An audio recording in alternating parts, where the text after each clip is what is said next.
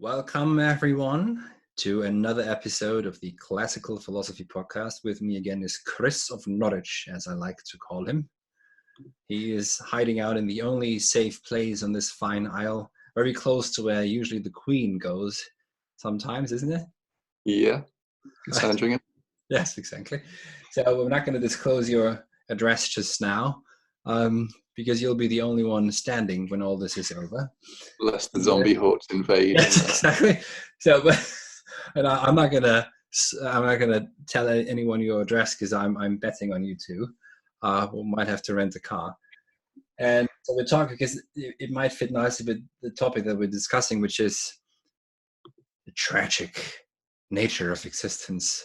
In Nietzsche's Birth of Tragedy, Die Geburt der Tragödie, which is a very young Nietzsche, and Nietzsche himself in the introduction he adds later on that I have here from 1871. He says that he's a bit embarrassed by his own work because it's so juvenile and a bit too polished. But anyways, what are your thoughts? Yeah, my thoughts. Well, it's an interesting. First time I've read it. I've read a lot of most other Nietzsche, I think, but for some reason I hadn't got around to this one, and it's very different to the other ones. It's kind of before he had kind of thrown in his academic career and kind of gone his own ways and kind of independent thinker. When he wrote this book, he was very much still a part of the academic world, and this book is the reason he left it. It was badly received by his academic contemporaries, and he was kind of shocked by this. He didn't understand why, and yet if anyone reading it now can clearly understand why. It's very anti-establishment kind of book, and one of the paradoxes of it is it's, on the face of it, it should be his most easy to understand book because it's most straightforwardly kind of scientifically academic, and yet compared to the later kind of more aphoristic works, which are, on the face of it, more mysterious, it's a bit harder to understand. It's a bit harder to follow. You come away with it with an impression, and the later ones, which you think are kind of mysterious, is when you read it as a whole, you're given a kind of much clearer picture of it. So yeah, it's interesting on that front, I think, straight away. Well, so very briefly, I just made a mistake because I looked at the foreword in the German, and I made a mistake because it's Richard Wagner who writes something in 1871. It was published in 1872, and then Nietzsche reissues the book in 1886, 3 years before he falls into oblivion. Falls into sort of a coma, and that's when he says in 1886 that he feels a bit weird about the book now. But why do you think? Why is the impression that it's more difficult to understand actually than one would think? Perhaps one of the reasons is it's a much more personal book in that he's writing under the influence of three things, really. The first is Greek tragedy. Yeah. The second is Schopenhauer, who he became a kind of disciple of. Right. That's why he became a philosopher. He was working. He was in a very prestigious career as the youngest ever full professor of philology. Yes. At Basel. And one day he walks into a second-hand bookshop and comes across a copy of The World as Will and Representation by Arthur Schopenhauer. That happened during his studies in Leipzig. Sorry. That was while he was still a student. That was not in Basel. Okay. Yeah. And he's completely converted. He falls under the spell of this book and becomes a complete devotee of Schopenhauer. He doesn't criticize him. He departs from him in some ways in this book. But it's safe to say he's very much under the influence of Schopenhauer. And the third is, of course, Wagner.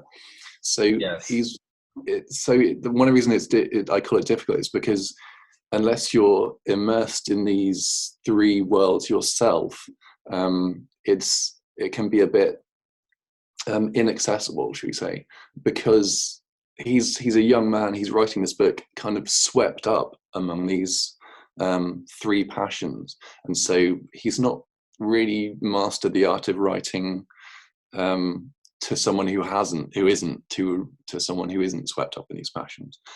He hasn't mastered the art of kind of getting away from himself and kind of writing, producing a kind of a work that stands on its own 2 feet, shall we say. It's very much a kind of personal response to these three passions, which are all very interesting, and I'm really interested in them as well. But if you're not, and if they're not present in your mind, and if you haven't just read all this stuff, then it can be a bit inaccessible. And yeah, perhaps it's inaccessible on those grounds, but it's maybe also, but what is, before I say anything more on, because I want to get in actually to the tragic sense, what was the most important or most striking part of the book for you, or aspect, or notion? I mean, as someone who, when I was in academia, I was studying the difference between form and content in both philosophy and literature, and so personally, he does touch on that somewhat when he's talking about tragedy, when he talks about why later tragedy is worse than the early Aeschylean tragedy. He's kind of goes into that when he talks about it. It's really the form of those later tragedies which emphasized the chorus less, and so had less of the musical element, and so less of the Dionysian element, which made them in his view less effective as tragedies. So that was kind of personally interesting to me. Okay, yeah. And how do you understand the tragic sense? Because maybe that's where we disagree. It might be. I'm not sure. I have a hunch. Oh yeah, what do you think? No. I'm going to let you. Okay. Well, for Nietzsche, the tragedy emerges. This book is called The Birth of Tragedy, and tragedy is born. Thanks for reminding us. Yeah. Yeah, okay. The tragedy is born when the musical element enters the choir. The chorus. The chorus in tragedy kind of enters the Greek world, and transforms what was the dominant literature, which was Homeric epic, into tragedy by introducing what he'll call the Dionysian element into. But we should probably say right off the bat that this book is, the theme of this book is a dichotomy, or between these two forces, the Dionysian element and the Apolline element, which come from or represent or reflect the two Greek gods, Dionysius and Apollo. Yeah, that was very good, the way you just summarized the development from Homeric epic to the Apollinian Dionysian tragic. Can't even talk tonight, but yes, so, because I don't, when I read this, I never care really about the proper historiography or anything, but I hadn't seen this before, but it's one of the first books I read by Nietzsche, and I think perhaps more than an account of Greek tragedy, which I don't think it is. I don't think it is a work of history. I think it's rather a memory, a reminder, perhaps, of what could have been or what should be in terms of tragedy in play, so that it's no longer just to speak with the later Nietzsche, a bourgeois entertainment for the last man and his lust for comfort and yes, entertainment, to come back to that, which is why he becomes critical of Wagner. That's the oldest story that everyone knows, is that he he sees in Wagner first the possibility for a rejuvenation, a religion of art, even, and a rebirth of culture. Right? You can almost say it's a rebirth of tragedy, as I said in another video a couple of weeks ago. And because what Nietzsche sees is that, as he will come to formulate it later on, is that we've completely lost it. We've become very Apollinian, if at all properly Apollinian. And then the so-called dichotomy between the two, there is a harsh, really crude difference between the two. They don't get along well, the Apollinian and the Dionysian.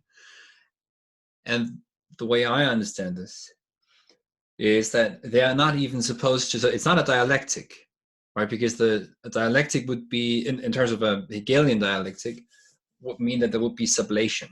So you've got, on the crudest form possible, and this is not even doing justice to Hegel, you would have Apollo as a thesis, Dionysus as the antithesis, and then a synthesis of the two.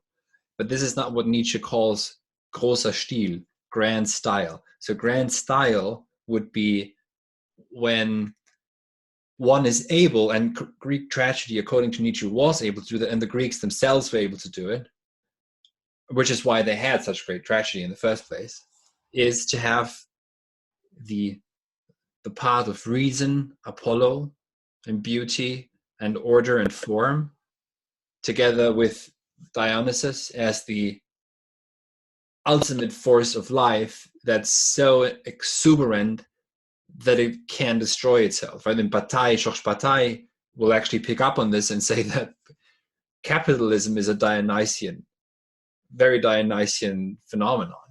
That's how you get to companies and corporations overspending for no reason, and they looking back, they would never know why, that, and it can destroy them.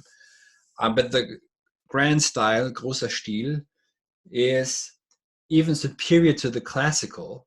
So it's full flowing, it's full of life, but both forces, as you call them, both forces are allowed their ways, and one is capable of living with those two forces without trying to reconcile them.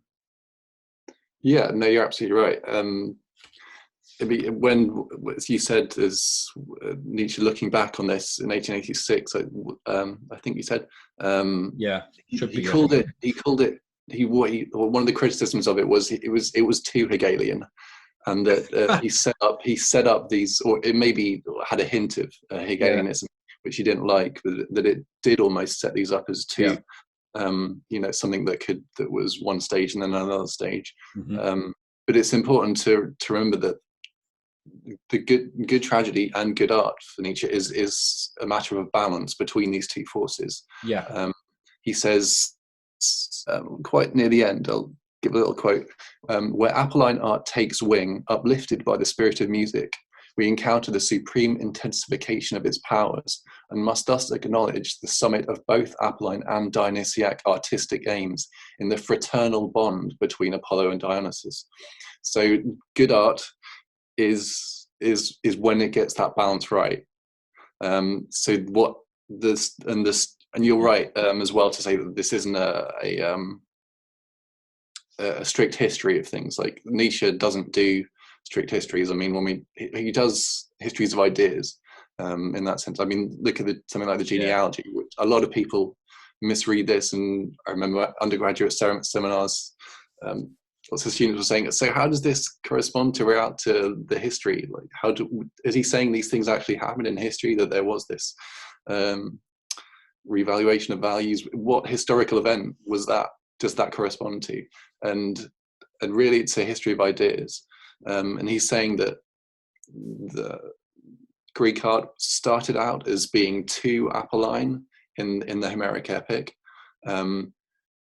That's phase one. It's a kind of three-phase story, if you will. So phase one is this: we had Homeric epic. It's Apolline. It's individuated. It's beautiful, like you were saying. Phase two is where it's just right. It's this perfect bond between Apolline order and beauty and Dionysiac music and will and this force. Phase 3 is where we go wrong again, and the Apolline overtakes, dominates the Dionysiac into a kind of submission, which is the rise of Socrates and the death of the chorus in Greek tragedy. Yeah. But so something, okay, that was a very good summary. Something I want to point out, which, because it's been making right now, obviously people are looking for some at least are, for answers during this crisis of Corona, and being the hyper moralistic society we've become in the West, we already want the most efficient answer handed to us in some sort of technology that we can use. And what I've seen going around is that there are psychotechnologies that we can use in order to efficiently respond to this so-called crisis. And one of the things that I'm seeing is, let's just use Greek tragedy as a psychotechnology so that we can respond to this efficiently and effectively. And this is exactly not it. Right? And this, by the way, Nietzsche will point this out in Ecce Homo, in the book which is subtitled How One Becomes What One Is. And there he says that he's the first real tragic philosopher, der erste tragische Philosoph. And he, and of course, fully embodied and symbolized personified in Zarathustra. And the tragic philosopher is the one who is precisely not at all looking for some sort of a means, right, that turns tragedy into a means in order to achieve some sort of relief. So it's not catharsis. And he criticizes Aristotle, your favorite philosopher, I think. If you can disagree with me on that, because he says Aristotle got that wrong. It's not physiological, it's not psychological, it's not about a catharsis that releases and relieves us of stress. It's actually something much worse. It just confronts us with the horror of existence. That's what it does. And there is no relief. What it does is it shows us that there's something irresolvable at the heart of history and at the heart of existence. That's horror on the one hand. On the other side, it's death. And I think that's where Nietzsche comes back to this. Of course, Ecce Homo is where he goes through most all of his published works today and summarizes them. And I think this is already present in The Birth of Tragedy, is that he's not really getting at, this is a cathartic moment here because you realize that you're mortal, but then you're fine with it. No, it's much worse, right? So one of the stories he tells right in the beginning, this is in the third chapter, first book, third chapter, on King Midas and the daimon Silon, who is the Begleiter des Dionysus, so that would be the fellow of Dionysius. And let me find the English translation of it. I don't have to do this just on the spot here. Sorry, just a second. I think it should be here. So this is what Silon says to him, right? So the demon at first remained silent, motionless, and inflexible until, compelled by the king, he finally broke out into shrill laughter and said, so Midas is hunting Silon, but then Silon says to Midas, suffering creature, born for a day, child of accident and toil, why are you forcing me to say what is the most unpleasant thing for you to hear? The very best thing for you is totally unreachable, not to have been born, not to exist, to be nothing. The second best thing for you, however, is this, to die soon. Right? And that's the kind of strong, I think he will call later on, the strong pessimism, before he will start talking about nihilism much later on in his life, that he reminds us of. So he in the same passage talks about Moira. Moira is fate. And that's something modern man does not want to hear about. Fate. Amor fati has to do with this, right? Amor fati has become, and I've pointed this out a couple of times now over the past weeks, that amor fati has become a self-help principle, right? Where I'm just affirming myself, and that's great, and then I just keep on going and keeping calm and carrying on. No, the amor fati is one of the cruelest formulas ever. It requires you to affirm everything that's happened, everything, and everything that will come from it without becoming Pangloss, right? The Dr. Pangloss in Voltaire's Candide. We say, oh, look, there's 10,000 people who died of this new disease. Interesting. That's one of the references that Pangloss makes. But this is great because this is the best of all possible worlds. So this will just lead to an even better world. No, this is, so it's neither leading to a worse world nor to a better world. You simply have to affirm it as absolutely necessary. So I think what amor fati is ultimately is an affirmation of the horror that is present at the heart of history itself, which doesn't have meaning, which doesn't have an overall meaning, perhaps. And that's what's terrifying. And that's what's now breaking through. And this is what Nietzsche is reminding his readers of. Yeah, I mean, I was going to ask you about that. That's all very Schopenhauer, isn't it? Right? The underlying pessimism. No, but it's not pessimism. That's what I'm saying. It's not Didn't pessimism. you just say it's? Didn't you just say? Yeah, but it's weak. So Nietzsche makes a distinction early on between weak and strong pessimism.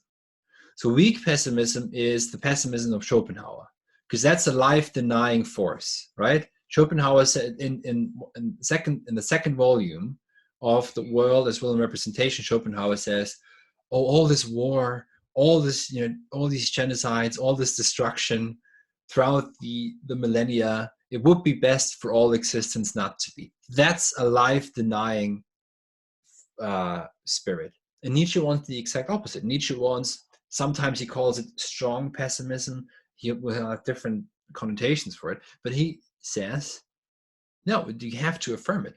Amor fati is the formula of Zarathustra, of the incipit tragedia, may tragedy begin again. It's not pessimism at all. It's not optimism either. It's a tragic way of philosophizing, because it doesn't deny existence to be like this, and it doesn't wish for a utopia to come, and it doesn't either look back to an imagined golden age or something. Yes, exactly. Yeah, no, you're absolutely right. I'm saying what I want you to articulate is just that, is how the Nietzschean metaphysic differs from the Schopenhauerian one, because this is what I said at the beginning. He is deeply indebted to Schopenhauer and kind of under his spell, but he departs from him, and this is just the way he does it. It's definitely but I think we need to emphasize. Yes, the tragic is the tragic truth at the heart of his metaphysical picture is bleak, but there are little glimpses, little passages where he says it's something more hopeful. When we get to the other tragedy, an Ischlein tragedy, we're left with a kind of sense of the strength of man and the resilience of man, despite all the horrors or all the horrible events that have happened before, that happen in any good tragedy. But where there's not optimism, obviously, but there's a ground, a positive ground at the end of it, is that lifts him away from Schopenhauerian gloom. Well, no, look, I think, okay, here's a nice quote, because this is where, so I'll read it, and then I'll give my response to what you just said. This is Nietzsche, again, in Birth of Tragedy, very early on. The metaphysical consolation, Trost, which, as I have already indicated, true tragedy leaves us with, that at the bottom of everything, in spite of all the transformations and phenomena, life is indestructibly power and delightful. This consolation appears in lively clarity as the chorus. With this chorus, the profound Greek, capable of the most delicate and the most severe suffering, consoled himself. The man who looked around with a daring gaze in the middle of the terrifying destructive instincts of so-called world history, and equally into the cruelty of nature. So, yes, he speaks of consolation, but that consolation isn't. It's kind of, I'm relieved now. I can go home and I'm... Sorry? It's not catharsis, is what you're saying. No, it's not. It's not edifying. Well, it's not like so. Nietzsche quotes an Italian lady he overhears in Bayreuth when she leaves. Yeah, after Wagner. Yeah. She says something like, "Si dorme così bene con questa musica." One sleeps so well with this music, right? So, Yeah. and that's, I mean, yeah, let's be honest. I mean, you listen to Wagner. I mean, after 9 hours, you're gonna Huh? sleep. After 9 hours of the opera, you want to sleep, don't you? I mean, yeah, I mean, you do want to sleep after. It's very good sleeping music, and it's gonna anger a couple of people, but still. So what he's saying is, yeah, there is consolation, but that consolation is a very terrifying one, because it has to affirm, or it does affirm, that there is indestructibly, that there's power, okay, but that, so at the bottom of everything is not goodness or something that could soothe us. No, at the bottom of everything there's power. He says it very early on, and that's supposed to be delightful. And there's cruelty of nature, the cruelty of nature. That's what the choir, the chorus, exemplifies, is exactly the cruelty of nature, against which, so this dichotomy also between man and nature is articulated here. So we're, on the one hand, to simplify this, we are part of nature, but on the other hand, we have to, that's obviously, that's the tragedy of being human also, that's part of it, that we have to fight nature in order to survive. If we don't, we die very quickly. We have to live with it to some degree, but we've all become Rousseauians and have fetishized nature, and it's got, oh, nature is so nice, if we just could just protect it, and then, oh, there's a virus. By the way, that's part of nature too. Viruses, but stupid pieces of machinery that could kill you. That's cruel to a human being, and that's already moral language, but it's not cruel to nature. It isn't. Yeah. But I just want to emphasize that it's not kind of, this affirming fate. Yeah. It's not, and all the horrors of and suffering. Yeah. It's not it's not sadism, is it? No. It's not. It's not. Very no. No, it isn't, because so exactly. So it's not sadism. So that's good. It's a good point. It's something I haven't really thought of much, but it's true. I don't think it's sadism, because there's no delight in the suffering of others, right? Marquis de Sade, where we get the word sadism from, that's quite an achievement, right? To have your last name, your family, and if your family's name honored, like a Masoch, the German. Yeah, and his book is legal to buy, and it describes horrendous crimes that he personally engaged in, or he was in charge of executing. And sadism takes pleasure in the suffering of other creatures. Amor fati does not take pleasure in it. It's a very good point you mentioned, because it could sound like this, right? It doesn't take pleasure in it, but it remains firmly affirmative that there is still necessity to it. And that necessity one should not deny, because if one denies necessity, then what? So it's not to say, to speak like a utilitarian for a minute, let's increase suffering. That's not what he's saying. Because more suffering will lead to, because these are these kind of calculations that we all fall into today. Oh, this is, an American optimist would say, oh, this is great, I'm gonna come out of this stronger. Or but Nietzsche sometimes can be a bit like this, right? What doesn't kill us makes us stronger. That's a Nietzschean quote. There's like a bumper sticker Nietzsche thing. But I think he's not a sadist. He doesn't want to see suffering. Don't forget, Sean Burke, my friend, also a member like yourself of the Halcyon Guild, he's going to publish his book soon with us on winter. It's called Winter and Summer, and he's a very Nietzschean thinker and painter. And he mentioned that Nietzsche, of all people, collapses in the street in Turin at the sight of someone whipping a horse. Yes, and then walks over to the horse and says, "I understand." Yeah. No, one of the things, and I've got the Penguin Classics edition, and Oh yeah, nice. Michael Tanner, I think, Hmm. with the introduction, he really wanted to emphasize how much of Nietzsche's life was suffering, was swept up in suffering. Not only, obviously, the madness that ended his life, Yeah. but all throughout his life, he suffered with physical ailments. And so it is a misunderstanding. That's why I really wanted to get that distinction down, just to really get that through, that it's not a sadism. Okay, we're not Yeah. saying yes to suffering. We're not taking And pleasure in it. Nietzsche's life was a kind of a constant struggle with suffering, and this is yeah, something he's trying to. This book and all his work really he's is a still working one. through. Yeah. And I think we can, it's a very good point. And I think we can learn also from coming from Goethe. Goethe did in a letter to Schiller when he was very young, and I think this letter is from 1797, or rather young, right? Goethe says about himself, I'm not a tragic poet because I'm too conciliatory.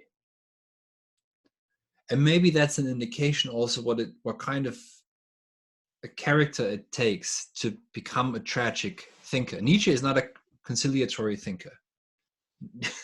Right? Definitely not. Yes. So maybe that's a hint, but it's good you pointed this out. Yeah. So conciliatory, do you mean in happy endings? Goethe likes, he likes things resolved and. Yeah, not happy endings, but so because Dr. Faust, his version of Faust does not have a happy ending. The first one ends with the devil's dancing and innocence destroyed. Innocence destroyed in the form of Gretchen, who is pregnant at 15 from Faust and then kills her baby child and is imprisoned. But there's a version of the play where I think she's going to heaven and he isn't. But still there's relief, there's salvation for her. But there isn't salvation in the Greek tragedy. There isn't salvation for Antigone, to speak of Sophocles. And there is no salvation for Ajax. Right? Ajax kills himself once he realizes that he was about to kill his king out of envy. There is no salvation for him. What the Greeks, according then to someone like Heidegger, understood is this eternal primordial war between gods and men, between being and thinking, between mortals and immortals, and also to a certain degree between man and nature, which something in a battle or a war is not. If you have a war, you have battles, and then you have breaks in between, and you sign peace treaties. But that war breaks out again. And for Heidegger, I think Heidegger is also very known. Heraclitus. Yeah. Sorry, go on. Heraclitus again, which is I know you're fond of Heraclitus with the eternal war and the eternal fire, and he was, along with a lot of pre-Socratics, he was someone Nietzsche was very fond of.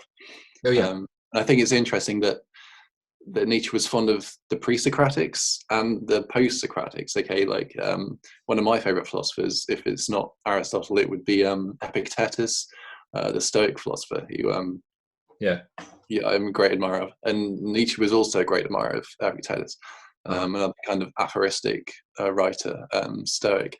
And I think that's interesting because both the pre-Socratics and the post-Socratics were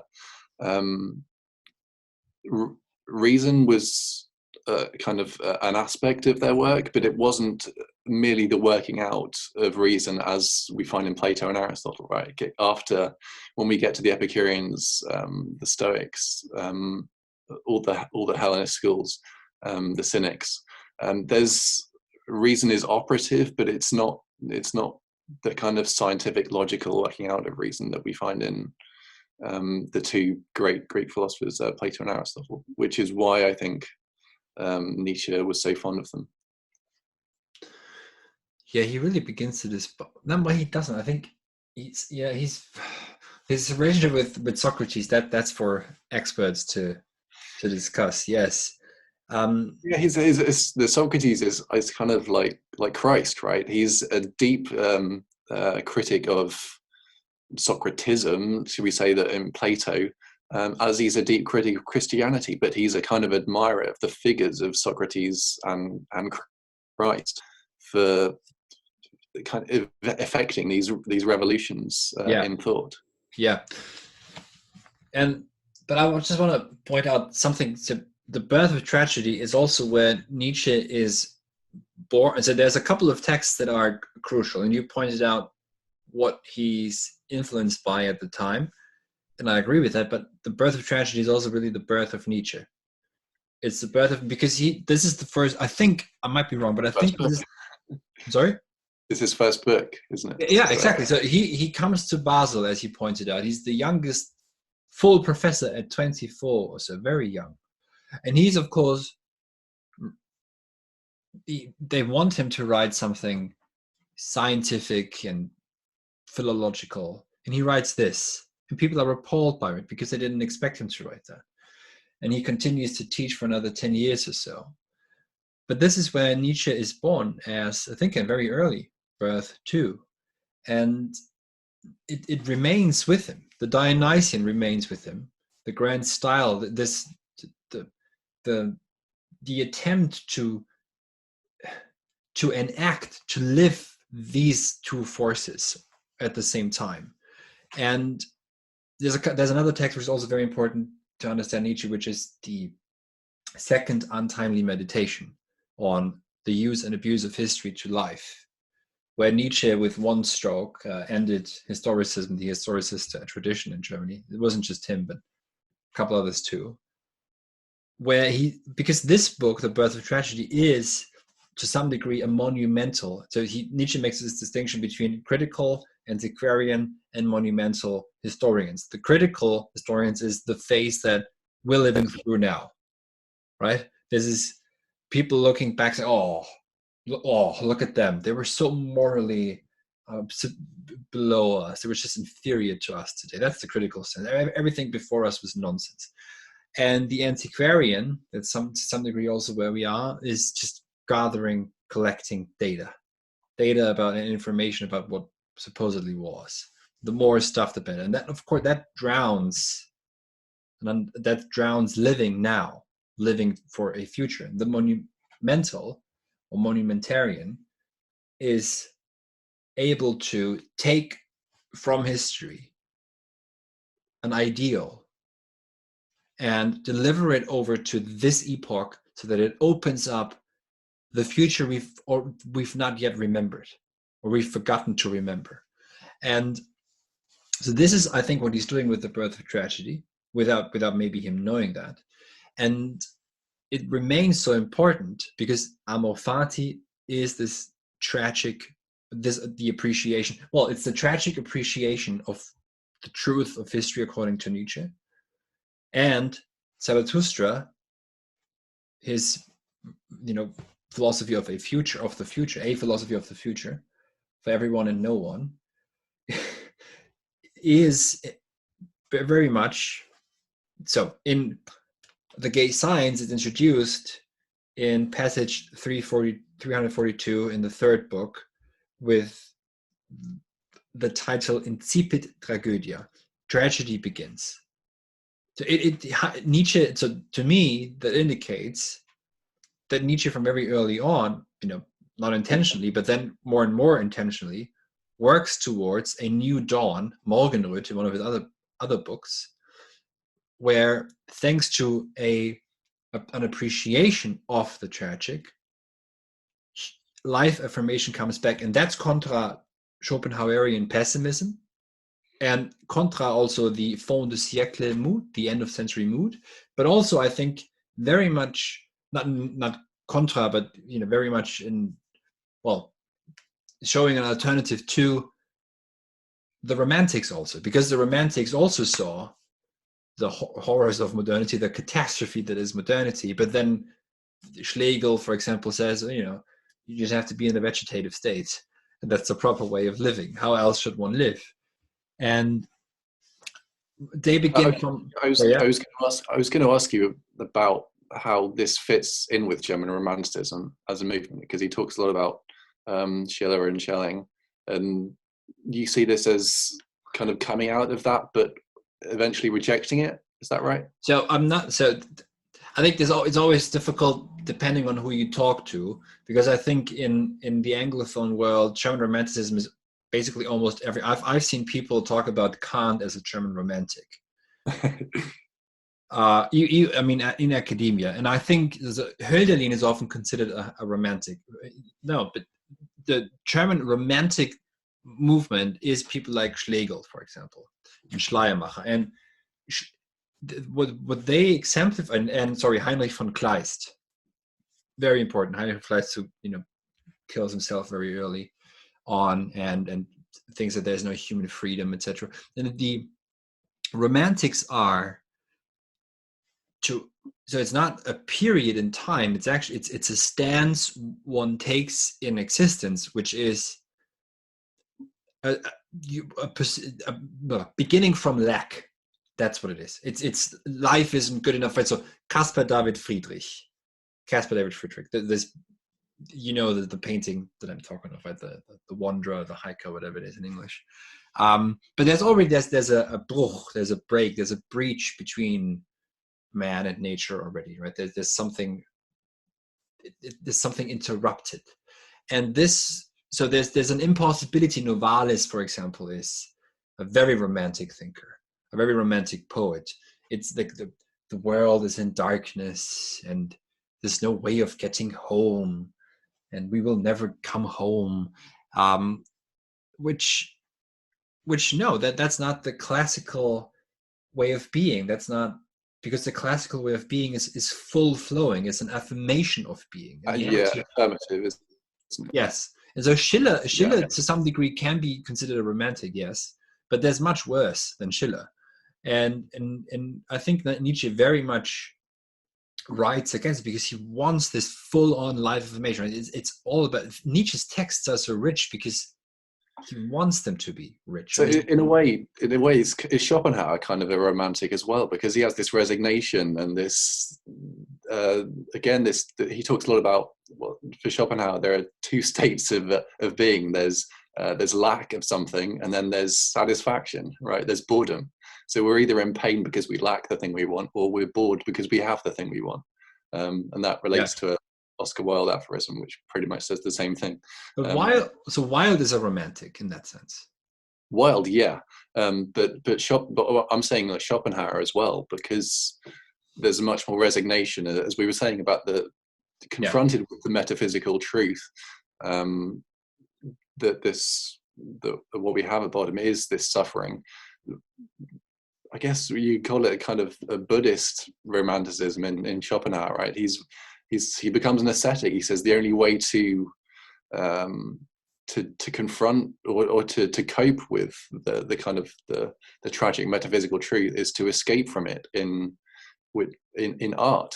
It's by becoming a kind of disinterested observer of art and music, in which the self, writhing with this will, is kind of stilled, kind of the Sabbath from that wanting, that needing, that striving will. Yeah. Whereas Nietzsche is much more, he's confronting it much more, and he's affirming it as well. Yeah. Yes. Yeah. And what's the line from Wilde? It's just the only thing worse than not having what you want is having what you want. Basically, I'm mangling it, but that's pretty much. But that very much epitomizes and summarizes the romantic stance, right? It's never right. It's one can only dream oneself away. It's very much like Keats, right? Keats is fun to read only for so long. It just becomes dreadful after some time. I disagree heartily on that one. I think Keats is brilliant, and especially the letters. Right? Read Keats' letters. I think they're just fantastic. But I think I'd say Shelley is more. But what is Shelley? Swinburne as well, and there are there No, are romantic writers that are they, only great when you're um, 16. exactly. So what's important to understand also is, of course, I was a bit, I was facetious and a bit exaggerating. So none of this is to argue that the romantics should never have existed, or one should get rid of them. No, one should read them. And Keats' poems are beautiful, and his letters, for example, to his brother, are really significant in terms of his philosophy, negative capability, for example, but also just beautifully written. And Keats is an exemplar of a life that was, in years short, but much better lived than so many other lives. Died at 24 in Rome, and had written most beautiful poetry. And what I'd like to say, though, is that you almost need the romantics as a reminder to the horror of existence. So you need that too, and that there's a certain melancholy about existence too, because if all you had, and this actually ties in neatly with the discussion, if all you had is some sort of a fake classicism, which always just, oh look, everything's wonderful, look at this Optimism. beautiful world, The Panglossian optimism. yeah, then you're purely Apollinian also, right? And that's no longer. You just deny that there is this metaphysical, tragic truth at the bottom of everything. Yeah, and even just right, and the Dionysian isn't, I think, even tragic, because the Dionysian is just this force that bursts out of itself. It's you don't even know what's happening when the Dionysian ecstasy takes over. It's just this exploding force that you can't get rid of, and when it takes over in this total then period of ecstasy, it doesn't even realize that it's destructive, but it then needs the Apollinian again. It kind of in however interplay it then calms down again. But so the purely Apollinian is perhaps what we could call the neoclassicism. The neoclassical buildings that very often are quite sterile. So they mimic the Hellenistic period, or what in Germany is called the classical period, which is the Hellenistic or Hellenic period. But they don't get to that richness. You need the Dionysian, right? So there will be buildings around London that actually exemplify either an Apollinian neoclassicism, which is very sterile, and you've got all the right elements, but nothing comes across. But then you get to other buildings, and I can't think of any now, of course, because I haven't been outside in weeks, where the Dionysian elements are still present, and they're much more fruitful, perhaps, if that's the right word. Yeah, this might be a bit fanciful, but the Parthenon, the Parthenon in ancient Greece, right, is considered one of the most beautiful buildings. But it's very classical, but there's also a very slight quirk in that it's not perfectly symmetrical. It's very, very, very slightly off, and maybe it's that quirk that saves it from being just too orderly and too beautiful. Yeah, but you have to get that right? And that's the stance you take. And if so, none of this. So I'm not saying we get rid of, don't read the read the romantics, very much so, because you learn. They're like a warning to becoming too entrenched in pure form and beauty, and they have a beauty of their own. But if you only read Keats and you become like Keats, then, or Shelley, you end like them. Yeah, you need the affirmative, kind of hardy Greek. Yes, but maybe also one, I think, in terms of reading, right? Because what is reading? Reading is not, and you're an ardent reader. You've may I tell the audience, you spent entire summers just reading one book and taking your time, which is proper self-cultivation. I remember you doing this around Leamington Spa, and I mean, what is reading? So it's a reading for us today is always just, reading is not getting a text message and reading the content of no, it's not information. Reading is about finding a stance, finding a hold in life and making sense trying to make sense of what is. After all, we're mortal beings, and we're looking for meaning. And you do this in literature, right? We do this in good literature. This is why we read Dostoevsky and Goethe and Shelley and others. And one has to find those texts that speak to that and also to a certain epoch. But at the same time, one has to find, I think, what kind of sentiments speak to one's soul or one's character. But at the same time, also be, careful about what kind of, you don't read anything that properly, that sparks something in you, but doesn't destroy you at the same time. This is something that happened to Nietzsche. Nietzsche reads Schopenhauer, is very much, as you pointed out, affected by that deep-seated pessimism. But then at the same time, this ignites Nietzsche as Nietzsche when he begins to try to formulate an affirmative stance against this pessimism, or in this pessimism or so. It's I guess you could say he finds truth in Schopenhauer, but an incomplete truth, and maybe he doesn't like what Romanticism and Schopenhauer do to him.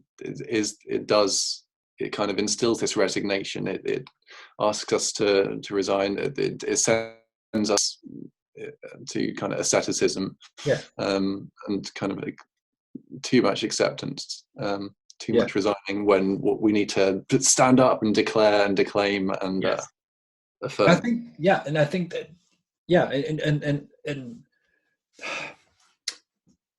well, I think that. So, what is philosophizing? Right, philosophizing means to, while it's taking place, while it's occurring, to try and understand existence, what it means to be. And Nietzsche's book Ecce Homo, if one is superficial, one looks at this book and says, oh, so that's just a narcissistic account of himself. No, he writes a book about what it means to become what one is, which one has always been. But to speak with Plato, one has to remember what one is, because we don't yet know. And we do this in our culture by reading and writing. This is why we read and write. This is why we read the so-called classics, right? And what one can learn from this is what kind of a soul and sentiment and character one can grow into, and so it's kind of, the ground, the soil has to be fertile for that. It has to be, you have to have that, the soil has got to be there, but then you have to cultivate it. And this is why the channel is called classical philosophy, because I tend towards the classical and very much away from, it could have been called romantic philosophy, or, romantic thinking or something like that. No, I'm pulled away from that. Lean more towards the classical, which has to do with that grand style, the capacity to withstand the horrible, but also the beautiful, all at once. You cannot have one without the other. I think that's the important notion also that one has to learn here, is if there is something that's astonishingly beautiful, it's not that horror is on the other side of it. It's right next to it. It's so I like that. Maybe we're kind of rambling on now, but answer me this, right? Liberalism, the Enlightenment, is another philosophy that affirms man, and is a very affirmative philosophy. Why should we be Nietzschean affirmers and not liberal Enlightenment affirmers? I think because liberalism, Enlightenment takes being human as just a mere fact, right? So I'm human, I've got my rights, and that's just a fact. But for Nietzsche, for someone like Nietzsche, it's not a fact. To quote Ivo De Gennaro, and he said this when I was his student, and he's still saying it to his students now, he said, being human is not a fact, it's a job. It's something, what does it mean to become what one is? It means it's work, right? You have to get up and become human. one can be inhumane and unhuman as a human being. And that's something, of course, that is totally against our sentiments today, but this can happen. And Nietzschean, why should one? I don't know why one should. I just would think that not just simply taking oneself as a mere fact, but perhaps as a bit of an accidental gift would lead to a bit of a slightly, less spoiled, less easily triggered way of existing. And also maybe just, in terms of pure practicality, maybe slightly more prone or capable of dealing with tragedy, because it will happen inevitably to you. You will die, your parents will die, and worse, and worse. And we've just been in this bubble now for decades, where we've been kind of spared from everything while the rest of the world was burning.